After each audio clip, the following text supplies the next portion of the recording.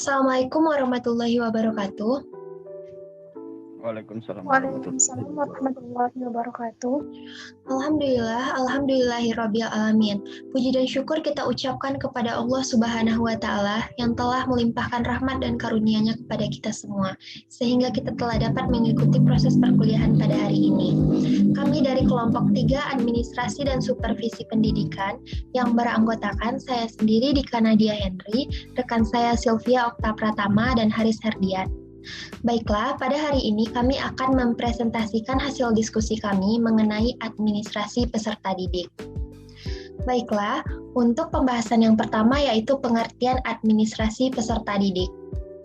Administrasi merupakan suatu proses yang dilakukan oleh suatu personel atau kelompok dalam suatu organisasi untuk mencapai tujuan organisasi tersebut. Sedangkan peserta didik ialah murid atau siswa di dalam KBBI berarti seseorang anak yang sedang berguru, belajar, dan bersekolah. Jadi dapat disimpulkan secara ringkas bahwa administrasi peserta didik adalah suatu proses yang dilakukan oleh suatu personil atau kelompok dalam upaya mengelola peserta didik atau siswa untuk mencapai tujuan pendidikan. Baiklah, untuk selanjutnya akan dijelaskan oleh Sylvia Okta Pratama. Kepada Sylvia dipersilakan. Baiklah, pada pembahasan berikutnya kita akan membahas tentang tujuan administrasi pendidikan. Secara umum, tujuan administrasi kesiswaan atau pendidikan di sekolah adalah untuk mengatur kegiatan siswa agar kegiatan tersebut menunjang proses belajar di sekolah.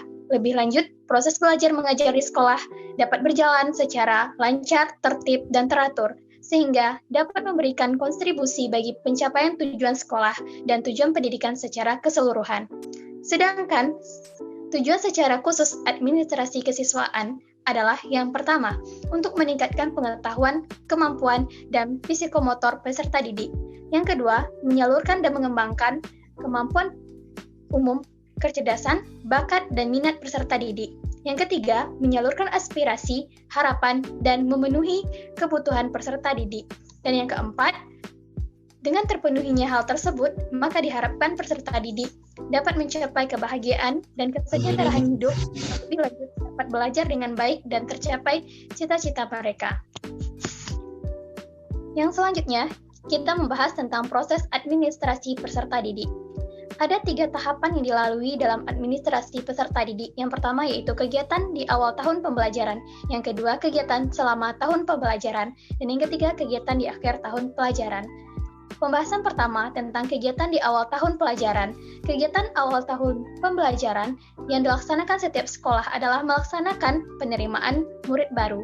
Penerimaan murid baru adalah proses seleksi dan pencatatan murid yang memasuki sekolah tertentu setelah memenuhi persyaratan-persyaratan yang telah ditentukan oleh sekolah tersebut.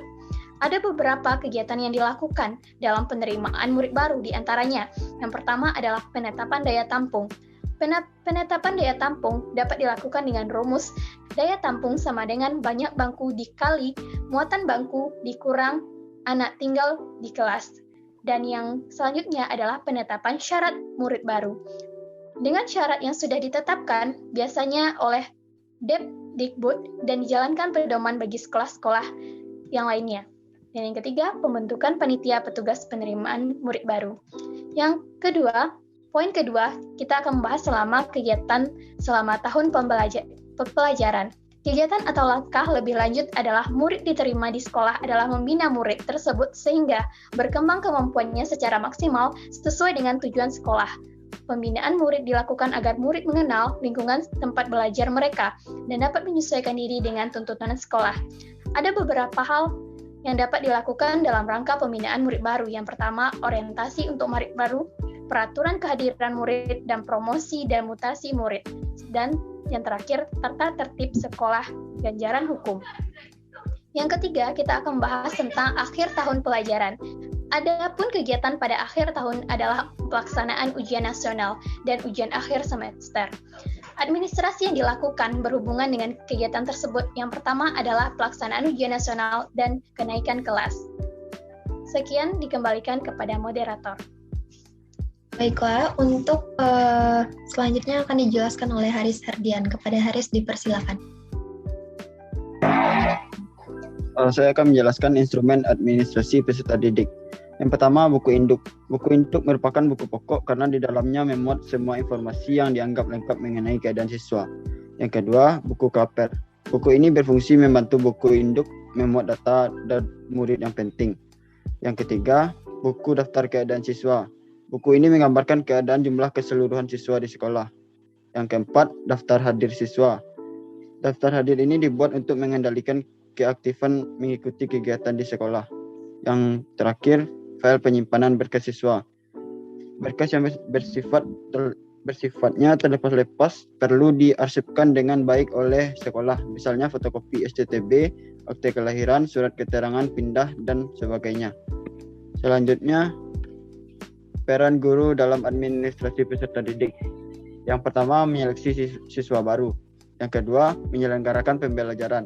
Yang ketiga, mengontrol kehadiran siswa. Yang keempat, melakukan uji kompetensi akademik atau kejuruan. Dan yang terakhir, melaksanakan bimbingan karir serta penelusuran lulusan. Sekian, terima kasih.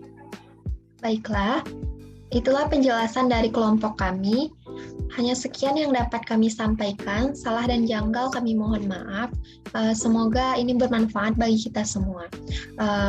Akhir kata saya ucapkan Assalamualaikum warahmatullahi wabarakatuh.